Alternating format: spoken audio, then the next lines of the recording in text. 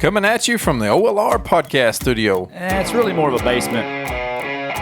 Coming to you from the OLR basement studio. But it's still a podcast. Coming to you from the podcast basement studio. Yeah, but you still need to say OLR. Coming to you from the OLR podcast basement studio. Oh, that's way too many words. Coming at you. That's not enough. You still need to say OLR. Let's just start. It's OLR.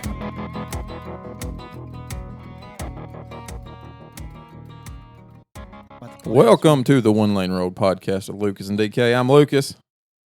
I'm Dustin Kennedy. You know, we probably ought to stop. Known as DK. Stop doing the intro like that. People probably know who we are by now. 91 episodes in, you would think they know who we are, but you know, You never know. We might get different listeners each and every week. Yeah, could do it. Might do it. And you know, we're needy. We're needy. You are, for sure. For sure, I'm the needy one of the two. Yeah. Has been told. Has been told to you several times recently. In front of my face and behind my back. Yeah. What do you think makes you so needy in the eyes of other people? I don't know. They need to get off your nuts. They need to know that I don't care. On a different note, we went to check out the building for our upcoming show this weekend today. Getting excited about the show. I'm getting excited, DK. I know we're 6 days away. 6 days from our first event in 2.5 years, the Andrew Pope concert. And with support of Chris Raines. Yep, our favorite musician. Old Chris is coming in hot again for us. Coming through like he does every other time for us. Come in with a banner. Come in with sound on our first show. Coming in with the sound on this one, and nice enough of him to go ahead and open up for us on this one. And, you know, he just does so much for us. You know, if he wants to open up for us like that, who in the hell are we to tell him no? You know what I mean? Yeah. Yeah, I mean, he had a show that night, a paying gig. And he gave that gig up so that he could come and do sound for our knuckleheads.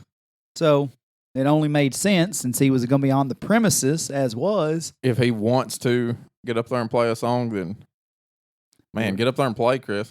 Yep, we're glad. Whatever you want to do, buddy. Sure glad to have him. Always always in support of OLR Chris podcast. Raines, Yeah. Chris is always in support of OLR podcast. There we go. Kissing our guest ass again. Here we go. Bit of a kiss ass bunch we are. This is what we do. We pander. We just pander to our guests. Be god dang if we're nice to the people that are, nice to us. Yeah. Hell of a theory. Yeah. It's kind of a weird deal.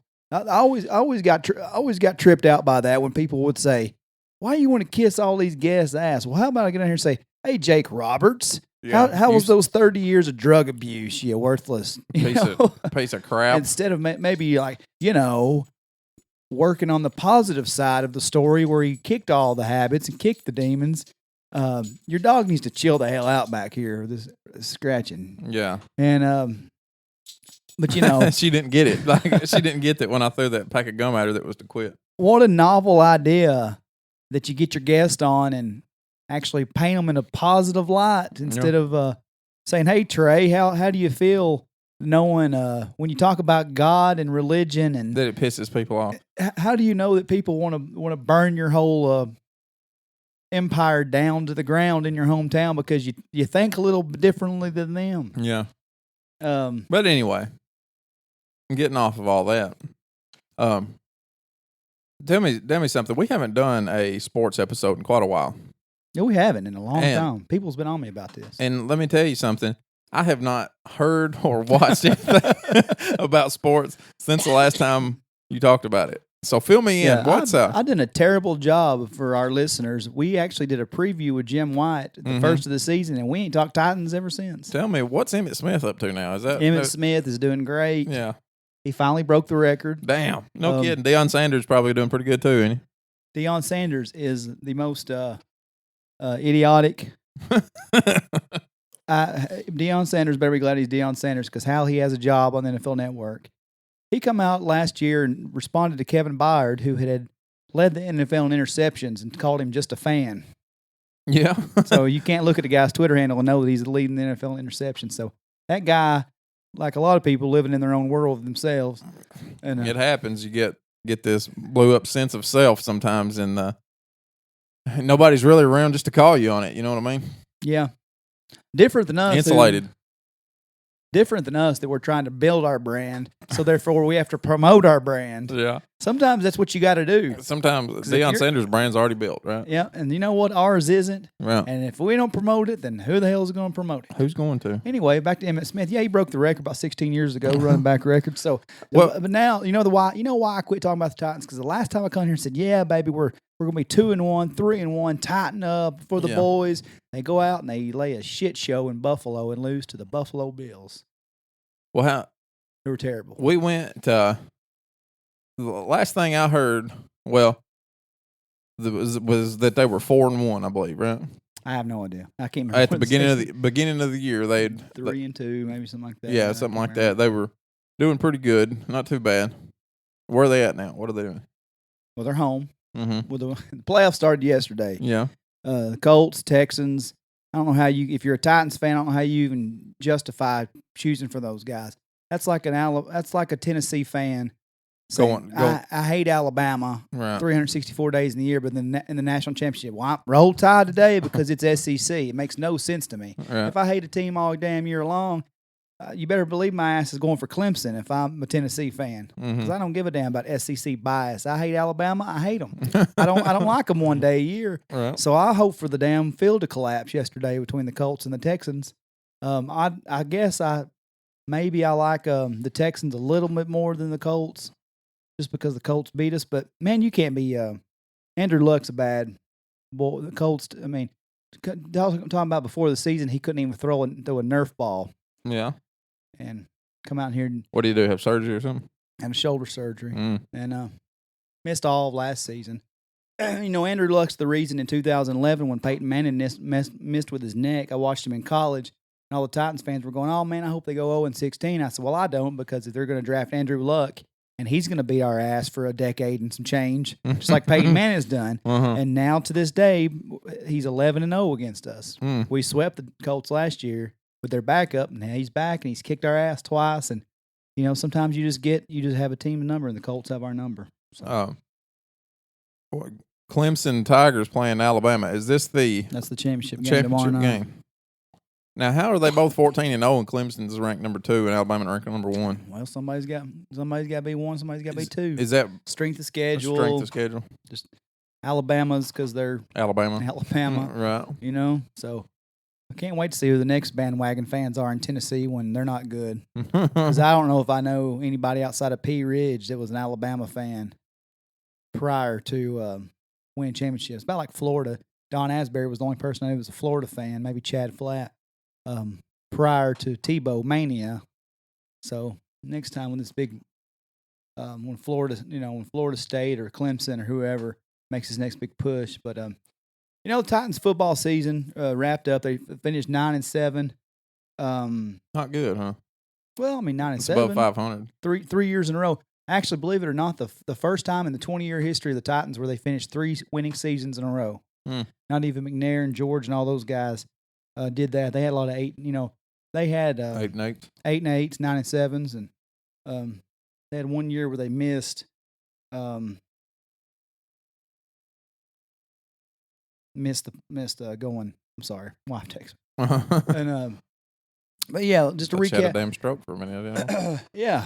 Well, my coronary rate's high. That's go. Yeah, we'll do a quick little. I'll tell you what. If you just hit the see more right there, I'll give you a quick analysis of every one of these games in a nutshell, and I won't go crazy over it. But okay, so for Titans fans, just want this covered. Start the season off the 20-27 loss to Miami. That was the 7-hour game, the longest game in NFL history. The lightning delay. You had your best offensive player, Delaney Walker, went down with a fractured ankle. Mariota went out with that stinger that really ended up affecting him the whole year. Tough loss. Still at the end of that game, had a chance to win. Phantom holding call on Delaney where Derrick Henry ran a big monster touchdown. Mm-hmm. That's, started off the season. Next week, they shouldn't have won. They played without Mariota, without Walker. Went in and done some fancy stuff. They had Kevin Byard, safety, throwing a trick play touchdown to Dane Cruikshank, the safety. So won the game, beat Jacksonville the next game. Mariota come in relief of Gabbard, who got knocked out.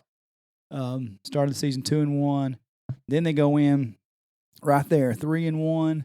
The best regular season game in years in Nissan Stadium to beat the Super Bowl champions in overtime. Last second, third down, touchdown to Corey Davis to win the game. Then that's when I come in here and I'm hyping them up, and we're in here on Sunday, October 7th, and I'm hyping up the boys, and I'm all about all the trademark sayings that the Titans are throwing around. Then they go out and they lose 12-13. Almost caused a divorce in my house because I told my wife I didn't want to know anything that happened. She's texting me while I'm over here with you. Said, Marcus just threw an interception, blah, blah, blah. And I get home. She's asleep on the recliner. Marcus drops a dime to a cat named Nick Williams, and he fumbles it out of his fingers, and it was a touchdown, which would have won the game. A 12-13 game. There wasn't a lot of offense. So if you can score that, you're winning the game. I get up and I said, Mother, Nick Williams. You know, I'm calling Nick Williams everything but a white boy. And she gets up, she goes, it ain't like it's one player's fault. I said, actually, when you drop a dime in a cat's hand right here, and all you got to do is run in the end zone and he can't even catch the ball, when that's his one job in the league is to catch a ball, F Nick Williams. I hope they leave him in Buffalo. And they cut him on Wednesday. Dang. That's how bad that loss was. And those are the kind of losses, September, October losses is what you pay for. Because when you're healthy first of the year, you end up losing games like that, they come back to haunt you in December. But Ravens, one of the worst games I've ever sat through in my life. They gave up 11 sacks that game. They got slaughtered 21-0. Me, Don, and Waylon looked at each other about 10 minutes to go and said, all right. Sometimes if you're down like 21-7, but you're feeling them doing some things positively, you'll stick around hoping, you know, there's a chance. That game, we're like, screw this. It's raining. It's nasty. They're terrible. The next week was the London game. A lot of Titans fans will criticize that. They score a touchdown instead of kicking the field goal to go for overtime when they've dominated that game second half. The whole offense, defense, they dominated the second half of the game. Coach Vrabel decides to go for two instead of running an option out for your mobile quarterback, maybe feeding that big bastard Derrick Henry on the goal line. They threw a back shoulder fade to a 5'10" receiver, ends the game. They lose. And everybody after the game likes Vrabel's balls, but they don't like the play call. That's what everybody said. Then they go out on national television, spank the Cowboys. All right, that was on Monday Night Football in them sweet-ass white-on-white uniforms. Then they go out, and they don't just beat the Patriots. Now, I'm going with Waylon. I tell him going to the game, I say, I could have sold these tickets and paid for our season tickets. Because these Patriots tickets were selling crazy. I said, but this is what it's about, kid. I said, this is why I have these tickets. This is why I go stuff. I said, bring you to stuff. And I said, this is for you, hopefully, to tell your kids and your grandkids, I saw Tom Brady and the Titans kick their ass. Right. Now I said it and I didn't really believe it. Then they go out and they beat the crap, 24 points. So in typical Titans fashion, we're all pumped. We're back on the winning side of the ball. Yeah. And then they go out in Indianapolis and get drubbed. Then they go to Houston and get drubbed. Barely have to have a second half comeback to beat the Jets. Then they, of course, they beat the Jaguars, and that was Derrick Henry's coming out party. Derrick Henry kind of been running half-ass all year, really disappointment. He talks to Eddie George. Eddie George, I don't know what Eddie George tells him. Basically like, hey, you're playing for your career. You're not just for your starting job here. Yeah. But you're playing for your career at this point. Year 3, and what have you shown? He goes out and rushes for 238 yards, 4 touchdowns, including a 99-yard, only the second in history, 99-yard touchdown. He's just throwing people to the ground like all of Jacksonville's defense said, no. I ain't trying to tackle this 250-pound cat. They go to the Giants the next week. Ugly game in the rain. Henry, another big game. Come from behind against the Redskins on my birthday. Shout out to my family for actually planning our Christmas dinner without thinking of me having birthday plans. So thank you for making me sell my Titans tickets on my birthday so we could play Dirty Santa. You selfish shitheads. And then there's the last game of the year against the Colts. It was win and you're in. which was funny to me because the Nashville and everybody in the media was like, "This is the biggest game in a decade in Nashville." I'm like, dude, it's literally the biggest game in a year. Last year we had to beat Jacksonville to get in the playoffs. It's the exact same scenario as last year. Mm-hmm. And I said, but I understand the hype machine. So the Titans have a 12th man. That puts the Titans sword in the ground at the 50-yard line. Mm-hmm. So if anybody you can get to hype that crowd up, because that gets the crowd so hyped. Mm-hmm. You got Eddie George still living. Yeah. You got Keith Bullock still living in Nashville. All these guys. You can name a plethora of Titans players that would get that crowd fired up. You want to take a guess who they brought in as the 12th man? Taylor Swift.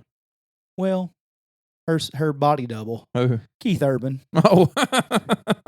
Who in Nashville gets hyped up that watches football about Keith Urban? Oh, my God. I was pissed. From the time I saw it. I tweeted everybody. I added, as everybody says, anybody when everybody. I'm like, I don't know who has this job responsibility to hire the 12th man.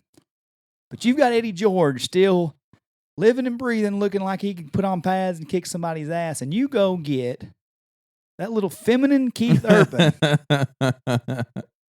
And not only did he, but they saved face a little bit because they brought Eddie out with him.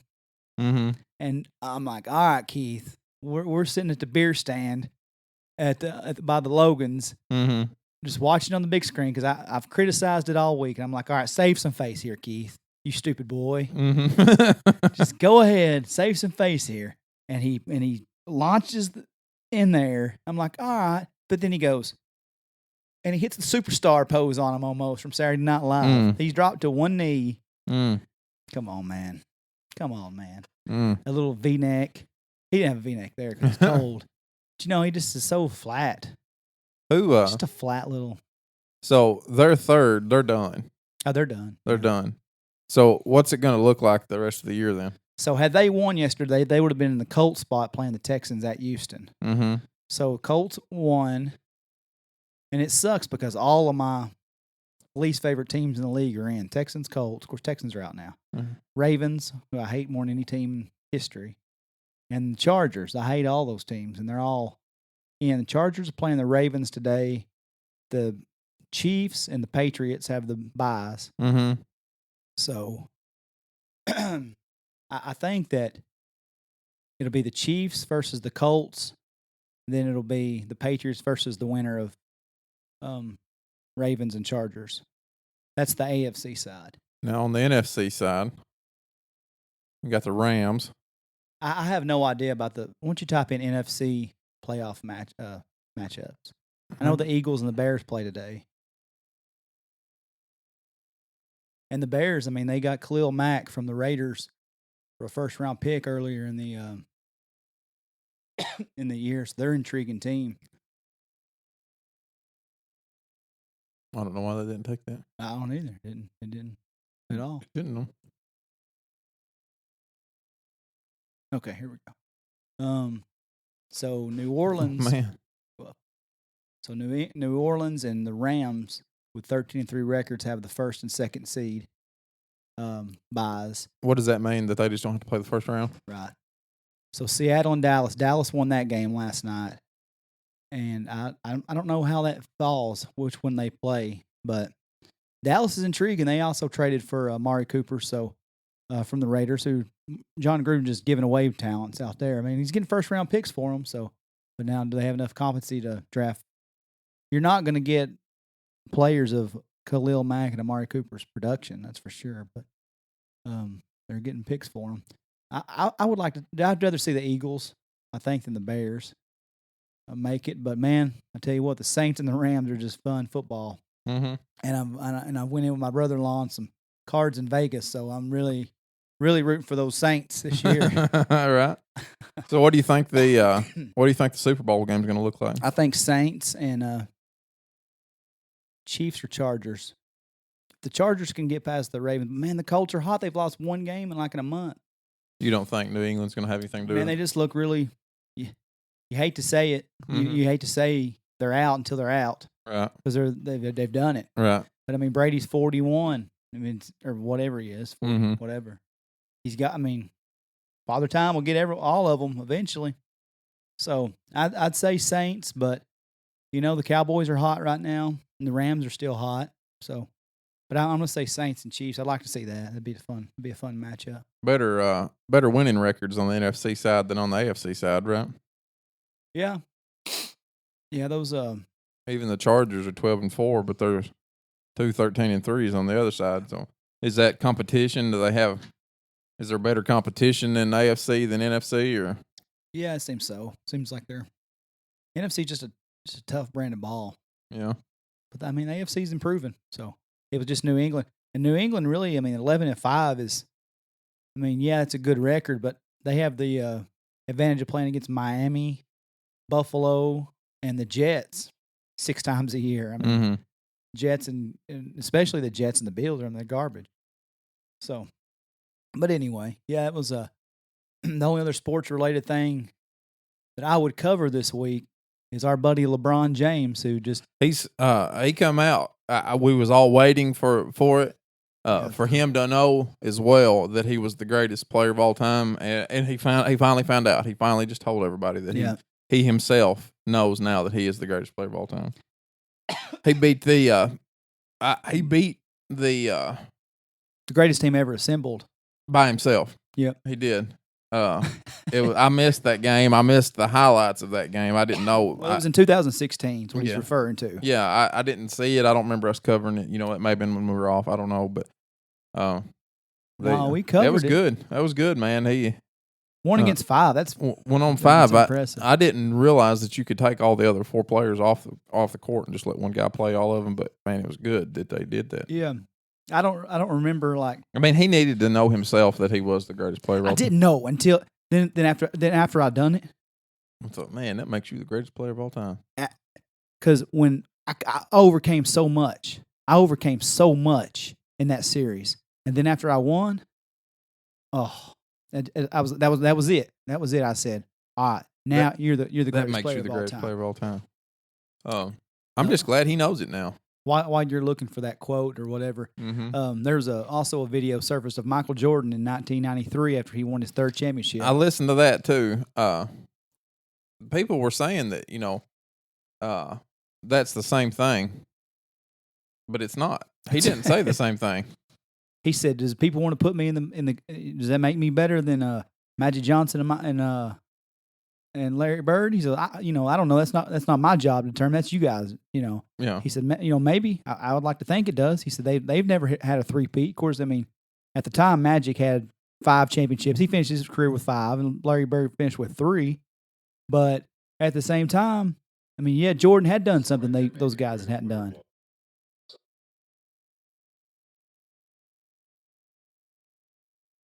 Let me play this for you.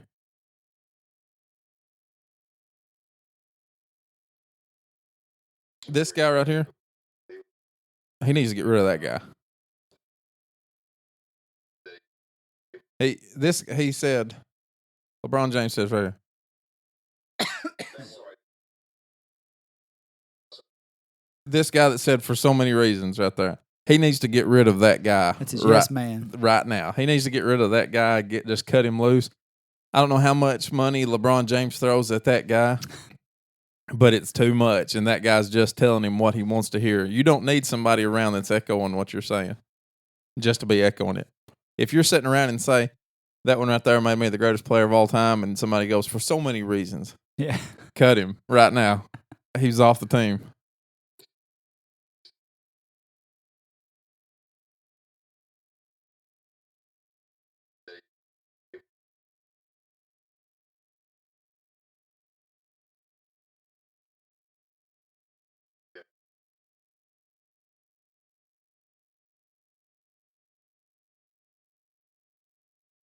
He's so serious about it too. He's so serious that he really thinks he's the greatest player of all time. Right there. Hate this guy.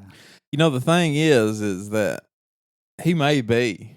He very well could be. He is one of the most dominant players ever, right? Yeah. But no doubt. You can't say it. You're not supposed to say it about yourself. He's unrelatable. Oh, he does. We?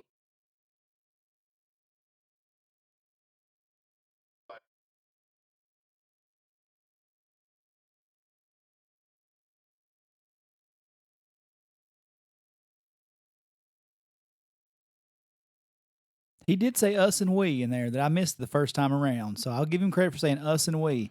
Because actually, Game 7, 33 seconds or how many ever time left on the clock, LeBron didn't hit that game winner. Kyrie come in there and stroked it for the game winner. Now, listen, I know Bobby Dale Thomas, you've been wanting to hear me talk about some sports. I know LeBron's your boy. LeBron is Waylon's boy. But if you're the greatest player in the game, and he is, there's nobody in the game. I mean, this guy's 34 years old on his HGH big ass head. Mm-hmm. If he ain't been juicing, I'm telling you that story that I read years ago that how he juiced his entire time in Miami. Nobody wants to talk about it, but look, you are the greatest. Not Kevin Durant, not Kawhi Leonard, not Steph Curry, not James Harden, this traveling ass. Nobody is greater in the world than LeBron James. Currently. It'll come. But guess what? You don't have to say it. Yeah. Actually, it's not you don't have to. You don't get to. You don't get to say it. I wish I could find that side by side. And I didn't even want, when I put it on Facebook the other day, I was like, oh, look at the humility of LeBron James once again. And I wasn't trying to get into the 500,000th Michael Jordan versus LeBron James pissing contest on Facebook, you know. I didn't need Curtis Rich and William Russell to go all crazy on one another. You know, I didn't need William on there dropping stats. And I don't need all that. And, you know, thank God they didn't get into it. But I wasn't making it about Michael Jordan. But the fact that Michael Jordan in 93 had enough humility to say, that's not my job. Mm-hmm. That's your job right. in the media. That's my peer's job. And you know what? Magic would tell that. But that was the competitiveness back then. I mean, they got into it in a dream team practice where Magic and Jordan are just, you know, screaming at each other. I wish I could find this. I've not seen the video. I've just heard it, so I don't know what it looks like. So I'm not doing a good job of finding it here. I wonder, did they post that on Instagram or something? About Jordan? Yeah, the Jordan LeBron one. It'd probably been on Facebook. But yeah, I mean, basically, that's what he was saying. Yeah. You know, the thing I liked about it was just what you covered there. Is that, you know, he even says it's not up to him to say, does that make me the greatest player of all time? He said, it's not for me to say. Now, I also know that was him saying, I'm in the debate. I'm in. And that's fine. Yeah. I'm in the debate. Yes, and this is two mid 30-year-old men once again taking up for their generation and taking up for our guy, right? Yeah. Which, I mean, in fairness, though, LeBron could be more our guy. Yeah, it really should right? be. It really should be. Yeah. People take the stance on 30-year-olds that are Michael Jordan fans. Mm-hmm. I mean, Michael Jordan, in reality, retired from Chicago when we were 13 or 14 years old. Mm-hmm. You know, so why is he our guy when we sat in apartment 6 and drank natty lights and watched LeBron's first game against Sacramento in 2003? Mm-hmm. You know? I remember plain as day watching his first game. This should be our guy. This is our generation more so than Michael Jordan. He's literally our age. Yeah. Yeah. It should be our guy. Yeah. But he's not. Now, let me back up and say, I appreciate LeBron James, and I appreciate what he's done. I bought a ticket to Atlanta to see him because you should go see that guy if you're a sports fan. Once, you know, right. I'm so happy that I was able to go see him live. Yeah, whether you liked Michael Jordan or not at the time, you probably should have seen him if you're a sports fan. Right. I mean, I can appreciate his legacy. That's why I don't get into this who's better, Peyton or you know, Brady.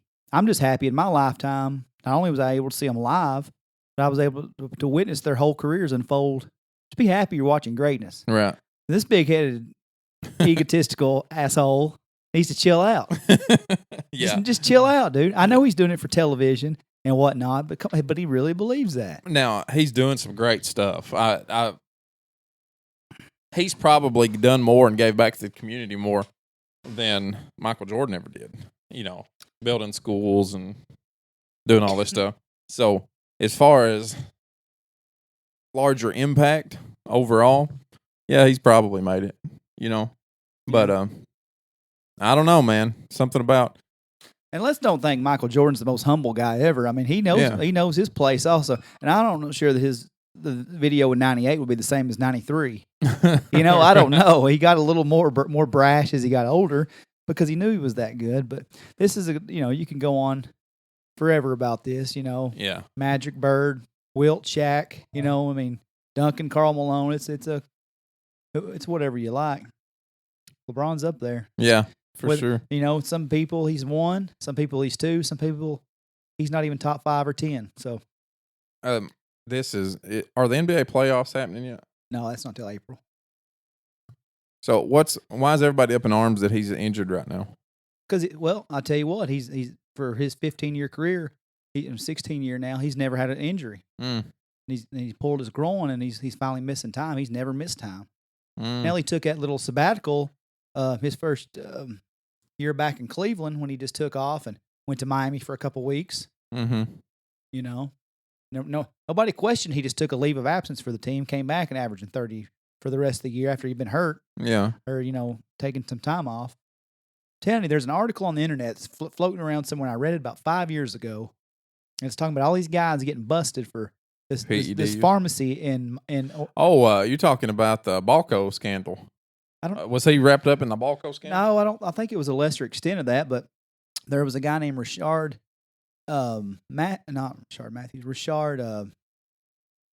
Jesus Christ, Richard Lewis. Mm-hmm. And when Richard Lewis got busted, there was also an envelope there that had LJ on it. Mm-hmm. For the same people, and they had the same agent at the time. So I'm telling you, it's on. We'll have to look after we record. Yeah, but it's a very interesting article. And if anybody's under any impression that their favorite professional athlete isn't on some type of PED, then they're sadly mistaken. Yeah, well, Shaq wasn't. Yeah, Shaq was. No, he wasn't. Yeah, he missed too many games. Yeah, that I think he would never. I think he missed less games than he would have had he not been on it. He played like 50 a year. That's why he's too damn big to have. That's why he only to have not been injured more than what he was. No, he was injured all the time. Yeah. That's why he only got 1 MVP in 19 seasons because he was only playing 50 out of 80 games because he said, I got hurt on company time, so I'm going to heal on company time. Lazy bastard. Wonders why everybody has this perception about him. When I had to call him out, over the TV screen. Yeah. Like he was like, this is your job. You're playing back-to-backs, blah, blah, blah. You can't be taken off. You can't be taken off. You got to play. I'm like, dude, did you watch your career like I did? You missed literally 30 games a year. What are you talking about? He played 80 a couple times. Yeah. Jesus. Another thing, Titans fans, shame on you for having to be begged to go to the games. Your team's not 2-14. So if anybody wants to call me a fair weather Titans fan, which they won't, but I was there with damn near the flu in 2014. We didn't have nothing to play for but the number 1 spot. We were in to finish the season 2-14. It's pouring rain. I'm freezing to death. I get the flu for sitting there at that game. And guess what? 3 9-7 seasons in a row, and we have to make these cheesy ass winning you're in, and we have to have recorded messages from Mike Keith to your cell phone to season ticket holders begging people to go to the game. I saw people at the game that I hadn't seen in 10 years. Get your asses to the game. Tickets aren't expensive. Right. The Patriots game and the Eagles game was expensive. Other than that, affordable. Get your butts to the game and support a team. Everybody's like, oh, well, it ain't like the Preds. Oh, you mean the Preds team that we almost lost 10 years ago because nobody was going to the game, but once they got good and started making the playoffs, I love the Preds. I love that Preds hockey. Mm-hmm. You ever been to a game? I love it. Man, nobody wasn't talking about the Preds 10 years ago. If you love a team whether they win or lose. Mm-hmm. Everybody's on the Preds bandwagon because they're winning right now, because they're a good franchise. Mm-hmm. We damn near lost the team 10 years ago, 11 years ago, whatever it was. And then, luckily they started winning and people started going after the games. But the Titans have won 3 seasons in a row. Playoffs last year, barely missed it this year. Get to the game. I'm tired of these little cheesy let's fill the stadium up. And let me tell you something, that place was rocking last Sunday night. Now, was last Sunday whenever you went with Trae? Yeah. Was that the game? Yeah. Okay. I didn't know if that was 2 weeks ago. Man, what a tailgate situation we had, too. It was me, Lindsay. I don't think you went with Trae. I think y'all were both there. But we met. Yeah, we met. We talked when we got down there, and he said, me, Lindsay, D-Rich, Don, Godwin, and like a bunch of his buddies. They had the tailgate set up. They had a great location, cornhole, cooking, and Mackie, Marie, then, like I said, Trae Thompson, Corey Barlow, Sunshine Duck, Key Daddy, Charles Henry, man, it was just like a huge crowd. it was. That's what it used to be all the time. Yeah. Yeah, I know we're getting old. We're getting kids and we're getting responsibilities, but everybody can do that once a year. Everybody can do that once a year if they wanted to. Yeah, if they wanted to. Yeah. Yeah, a lot of people just don't want to anymore. Yeah, and I have a problem with that. I have a problem with it. We got a chance to go to the playoffs tonight. Your ass should have been here week 4 or week 2. Uh-huh. You know what? Don't wait till the end of the year to pack that stadium. Right. Guess what? What happens in 2020 when our lease with Nissan Stadium's up and Amy Adams wants to take our team somewhere else? Everybody's going to be bitching and whining that we're going to lose the Titans. Get your ass to the stadium. So there's your sports rant. You got any more sports?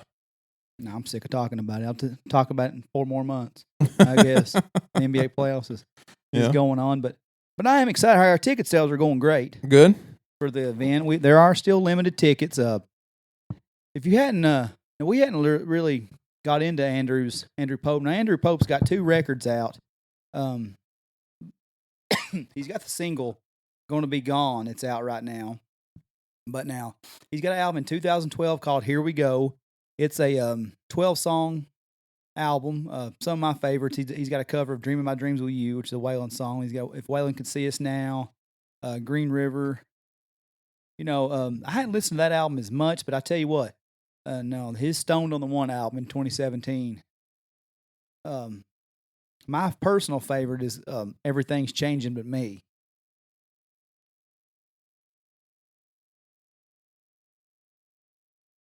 Wish I was in Austin. Honky Tonk Tragedy.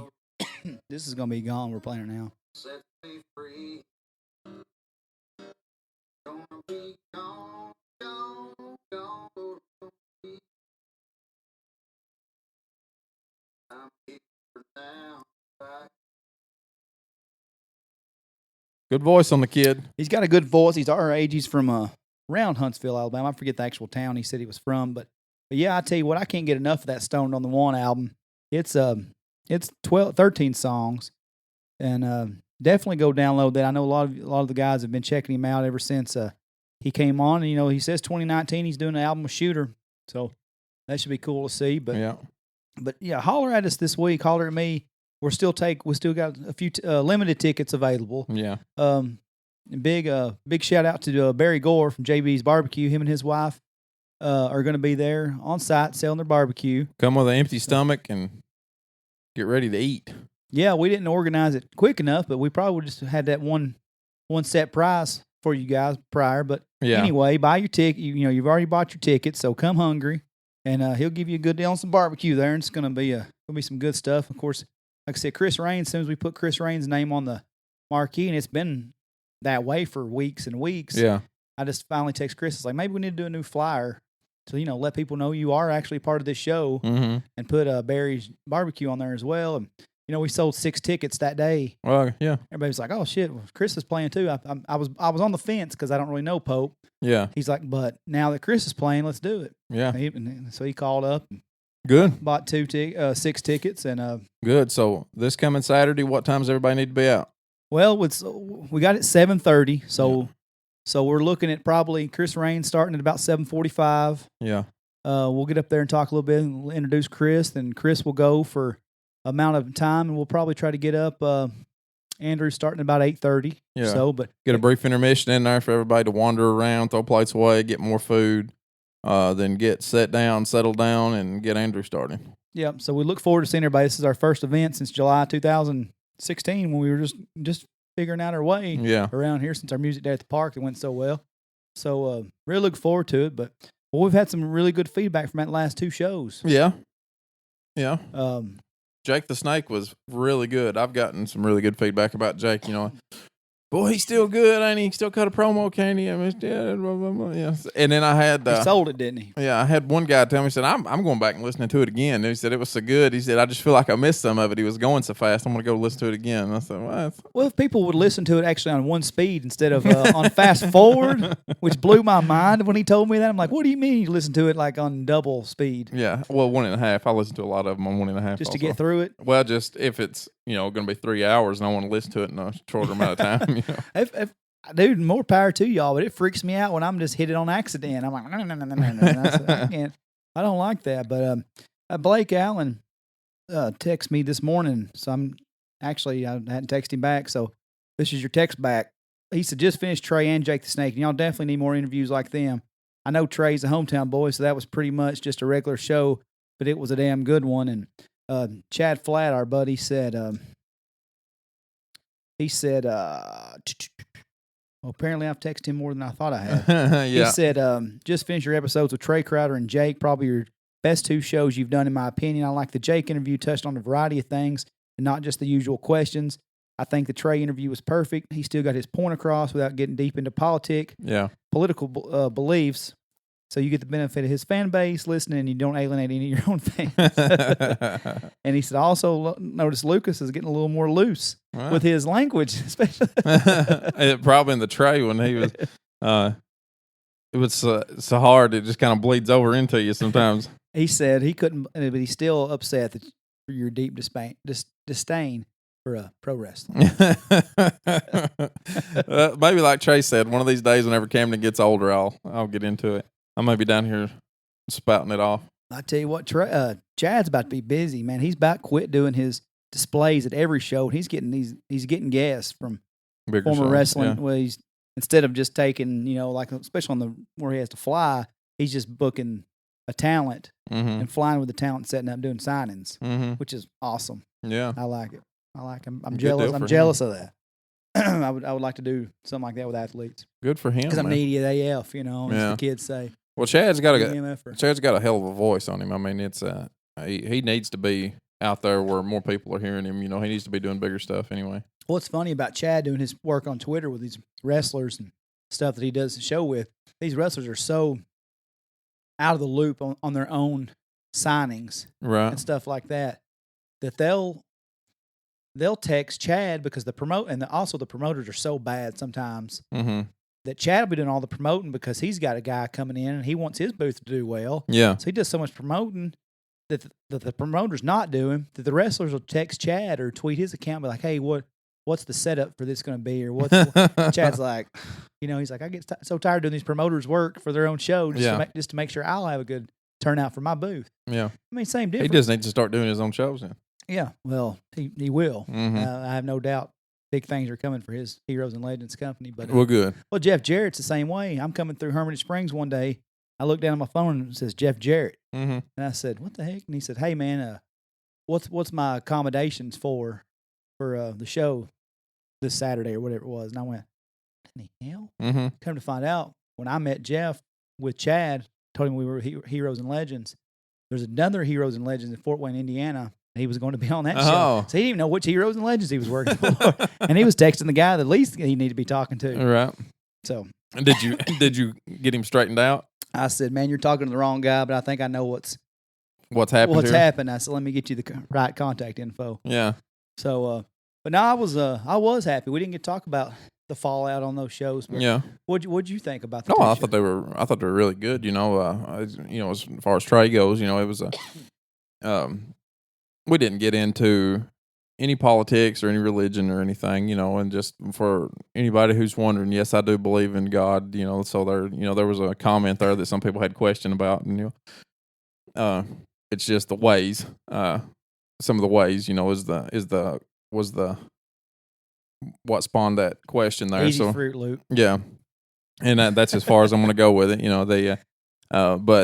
so me and him do, differ on a lot of things, but we didn't get into those things, and I believe that, believe it or not, you should be able to have a conversation with somebody and be so civil with them, and have things that you disagree about. He's a fantastic guy. He's great on the microphone. He's good to listen. He's obviously comfortable around the microphone. So I thought it was a really good interview, and I hope people come away with it with a different perception of him and understand that you can listen to somebody and not completely agree with everything that they say. You don't have to listen to the stuff that you don't agree with either, So. Me and your working buddy was talking with another guy, and I was like, we were talking about the interview, and he thought, he was getting his opinions, and the guy was like, who is it? And I said, it's Trae, man. A lot of people from about down home hate him. Yeah. He goes, and I told him the name, and he goes, hell yeah, them boys at work hate him. Yeah. And I was like, yeah, but man, I said, I wish they would just listen. I was like, yeah, and then like he said, it's him cranked to 11, Yeah, and that's it. But, I noticed that, and that's the first time I've been around him in 3 years probably. Yeah. Since the last time we saw him at Sturgill. That was probably 3 years ago. And to me, he's not changed. I mean, he's doing very well for himself. But that car ride down from Salina to here, and back, taking him back, and then seeing him at the Titans game. First thing he said to me, he's like, "Hey, man, is that up yet?" He's like, "Make sure you share it. Send me that link, and I'll share it to my." Yeah. I mean, to me, he hadn't changed. And I talked to those other guys. I was like, "Man, has he changed to you guys at all?" And yeah. Nothing. Yeah. So, but a couple funny things about that. The guys that are gonna hate him. I've talked to some of our listeners, some of our loyal listeners that don't miss shows and have had to listen to our shows. Have skipped it. I had a guy said, I'm sitting this one out. You got a family member that called me the other day, said, "Hey buddy, sorry. I had to sit this one out." He said, I saw so and so, another one of our listeners, and they said, "Nah, I'm talking to you guys right here because you're going to listen to this episode. Go back and listen to that show. It was really good, yeah. And please tell me you don't have a different opinion of that guy after you get done, yeah. And if not, quit being so close-minded." I mean, and getting off of Trae, he's somewhat polarizing, to say the least. Right? I get it. Yeah, I get it. I get it. But it was a good show, I thought. And then Jake the Snake. As everybody knows, I'm not a fan of professional wrestling, but if you can't get behind that guy whenever he's sitting there cutting a promo on you, I don't know how old he is. What is he, 60? 62, maybe? 62, yeah. If you can't get behind somebody at 62 and still cut a promo on you, he was fun. He was a lot of fun. Yeah, and that's really what when you get inside the deep talk of pro wrestling as a nerd. Yeah, and you have like things like the mind, backstage stuff. That guy should be writing television, and it wouldn't be so boring. Yeah, the conversation I had with Trae about wrestling on a week-to-week basis is being so boring. If Jake Roberts wrote television, I think it'd be a different ball game. I mean, yeah, he's fun, man. He was a lot of fun. People like that too. That was. I love getting roasted on my own show. It was pretty cool. That was one of my favorite things that's ever happened on this show. So I was happy about that, and he's a really interesting guy. Something about anytime that somebody's passionate about something, and I don't particularly care what it is, but sometimes when anybody's passionate about anything, I like to listen to it. You know what I mean? It could be making model cars. I'll listen to them. I'll listen to them talk about it just because they're passionate about it and got some kind of nuanced perspective on it. It's interesting. So it was a lot of fun. And plus, he's just he's proud of his career, and it's fun to hear.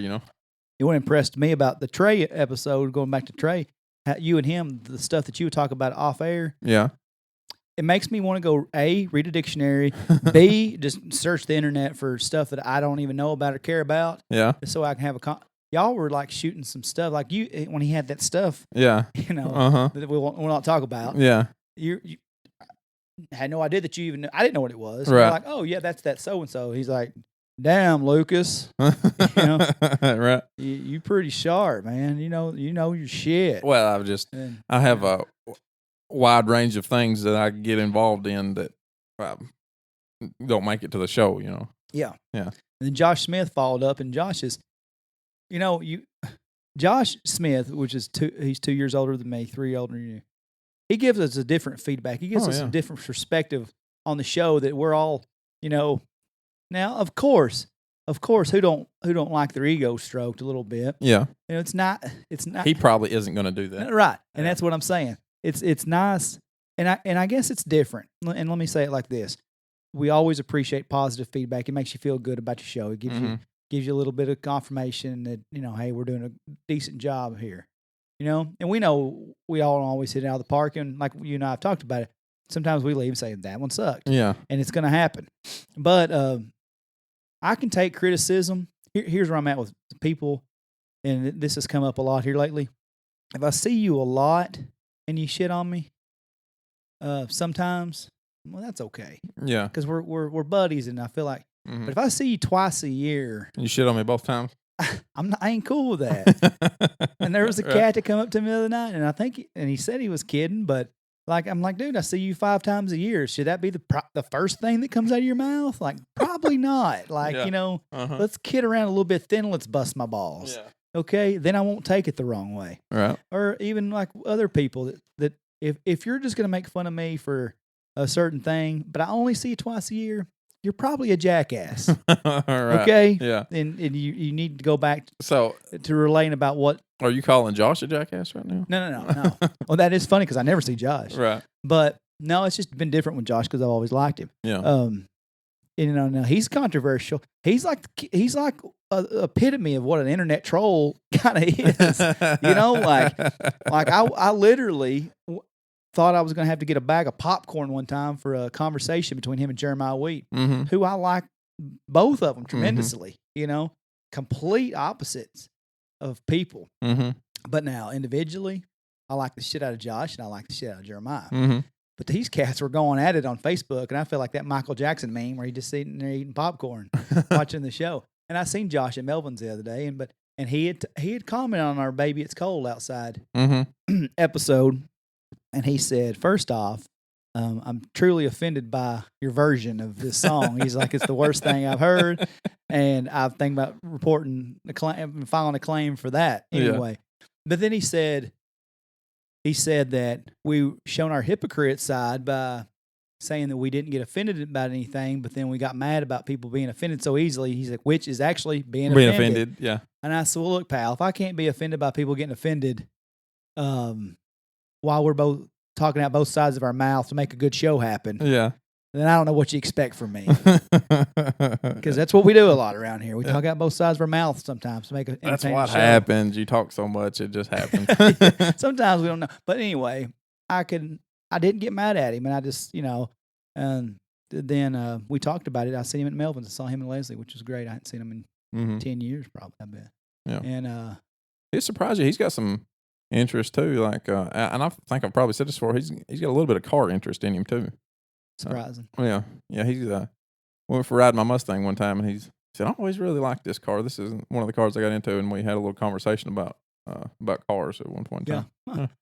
But we had a good interaction. That was 15 years ago, so he may not have that interest at all anymore. People do change. But then he commented on the Trae link the other day, and he said, we don't always agree on everything, but and of course he enjoyed that interview because they're both liberals, but he enjoyed it, and he said he said we don't always agree on everything, but you keep beating that wrestling drum hardest you can, and all this stuff. And I said, you damn right, Josh. I'll fight for pro wrestling. But hey, man. And I said, what do you mean? I said, we disagreed on something, and we can still be friends. No, that's not how the internet works. That ain't gonna happen. I've got to publicly dish you right now, or I'm not being 2019 right now. Josh, quit beating the wrestling drum. Just let it die. Let it slowly die, except for Jake the Snake Roberts. I've never even got to tell I've told it on here, but I got so many cool wrestling stories I could tell. No, let's not. The time I brought X-Pac to the airport. We've heard it. We've heard it. It was a fun story. I know. All right, everybody. Saturday, the 12th. Come out and see us.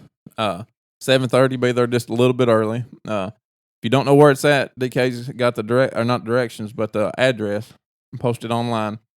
Andrew Pope, Chris Raines is going to be there. JB's Barbecue is going to be out there slinging barbecue. Bring your wallet. Bring an empty stomach. Bring a chair. We don't know what the situation is going to be on chairs that night, so bring a chair if you got one. We'll do our best to have them. Either that, you can sit crisscross applesauce on the floor if you have to. What else, Dustin? Is that it? Oh, I'm letting you have your final. I'm letting you finish the show for once. I wasn't going to sit there and say nothing. I didn't know what to do. You hadn't jumped in. I didn't know whether we were done or not. No, we're done. All right, everybody. Thanks for listening. Come out and see us on the 12th.